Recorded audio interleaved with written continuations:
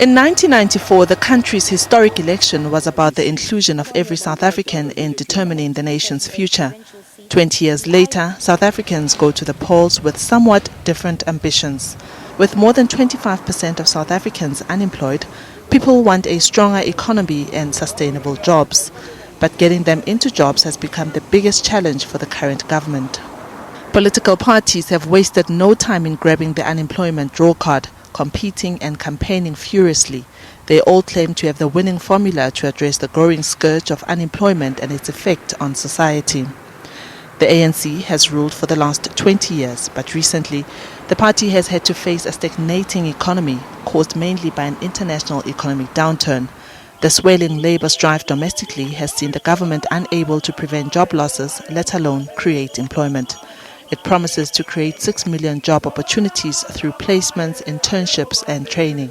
It's debatable whether a new ANC will be any different, because it will be trying to please all sides yet again, and in doing so it will achieve a muddling along environment such as what we have been having for many years. The ANC has made progress in, in social, this what you call this thing, this delivery of basic services.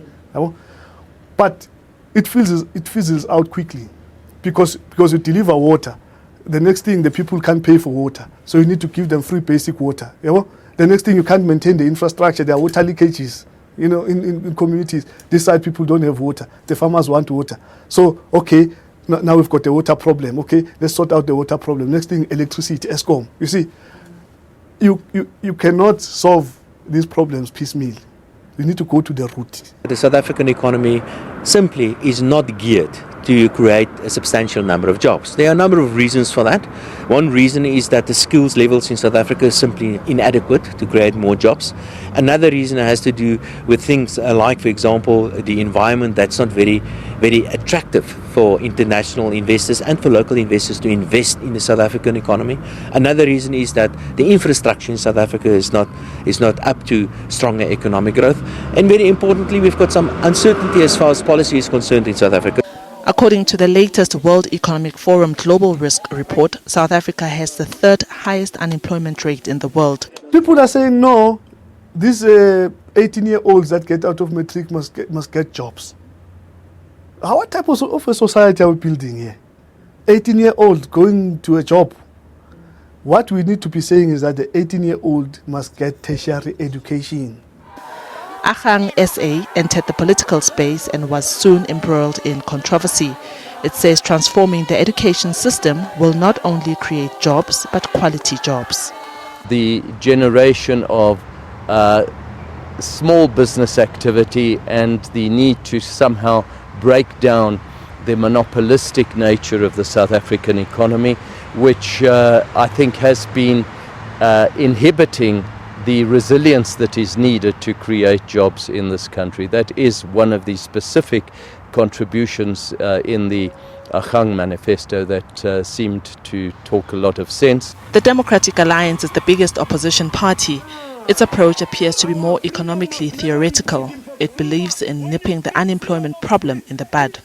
The Democratic Alliance also wants to do a lot of things. They want to intervene in all sort of things in the economy. They want to change labour legislation to make it a more flexible labour market in South Africa, but they also want to get really involved in too many things in the economy. My view is that the Democratic Alliance is trying to be too popular. It's trying to do too many things, and in order to trying to get some more people to vote for them. Amanda! But it's the economic freedom fighters' ambitious and radical plan that has got analysts talking. Also new in the game, it believes nationalizing strategic assets like mines and banks can unlock jobs. The EFF policies are unfortunately totally misleading because they appeal to people who have not acquired sufficient education and ability to think about the economy more generally, to be able to realize that it's actually impossible for government to attain the resources required to go on a spending spree to actually provide everything to the people as is included in the EFF manifesto. My worry is the detail of implementation. That's what I'm not clear about, you see. That's my only critique of the EFF, the detail of implementation. This is what we're going to do with the dysfunctioning municipalities, the provinces. There are 9. What are we going to do with them? Next week, we'll test just how convincing the various campaigns have been. So far, they've done little to ease the economic frustration among South Africans.